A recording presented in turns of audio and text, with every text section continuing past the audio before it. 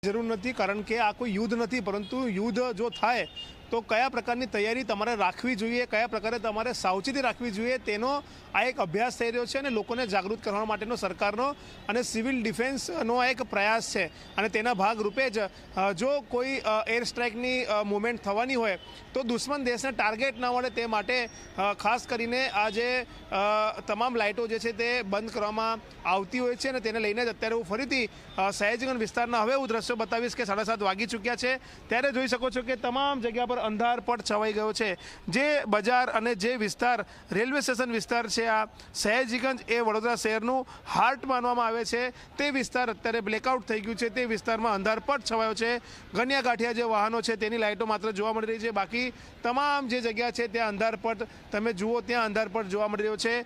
દૂર દૂર સુધી તમે નજર નાખશો ત્યાં સુધી તમામ જે લાઇટો છે તે લાઇટો બંધ છે. સામે પણ હું તમને બતાવીશ કે જે બુલેટ ટ્રેનની કામગીરી ચાલી રહી છે, તે બુલેટ ટ્રેનની કામગીરી દરમિયાનની જે લાઇટો છે તે લાઇટોને પણ બંધ કરી દેવામાં આવી છે. એટલે કહી શકાય કે વડોદરા શહેરમાં જે બ્લેકઆઉટ છે તે સંપૂર્ણ બ્લેકઆઉટ જે છે તેની શરૂઆત થઈ ચૂકી છે. વડોદરા શહેરના અલગ અલગ વિસ્તાર સયાજીગંજ, રાવપુરા, ફતેગંજ, સમા, ગોરવા, ચાર દરવાજા વિસ્તાર, ગોત્રી, સમતા, આ તમામ એવા વિસ્તારો છે. સાથે જ માંજલપુર, મકરપુરા, વાઘોડ, આજરોડ, આ તમામ વિસ્તારોમાં જે છે તે લાઇટ લોકોએ પોતાના ઘરોની હોય કે ઓફિસની હોય તે સ્વયંભૂ બંધ કરી દીધી છે. અને આ જે બ્લેકઆઉટ છે તે બ્લેકઆઉટનો નજારો હું તમને બતાવી રહ્યો છું. આ એટલા માટે જરૂરી છે કે આનાથી બોધપાઠ લેવાનો છે કે જો યુદ્ધ જેવી પરિસ્થિતિનું નિર્માણ થાય અને દુશ્મન દેશ એર સ્ટ્રાઇક કરે તો તેમને ટાર્ગેટ ન મળે, તેના કારણે જે છે બ્લેકઆઉટ સરકાર દ્વારા કરવામાં આવતું હોય છે. તેની અત્યારે મોક ડ્રીલ કરવામાં આવી રહી છે. અને મોક ડ્રીલ પણ એક એટલા માટે થતી હોય છે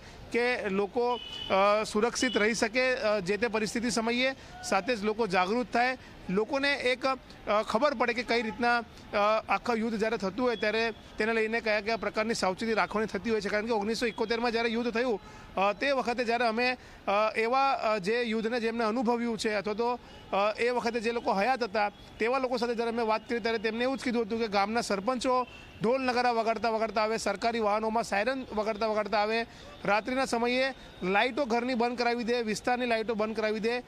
તમે ઘરમાં જો કંઈ મોમબત્તી કે જેવું કંઈ સળગાવવું હોય તો એવી રીતે સળગાવવાની કે તેનો પ્રકાશ બહાર ન પડે.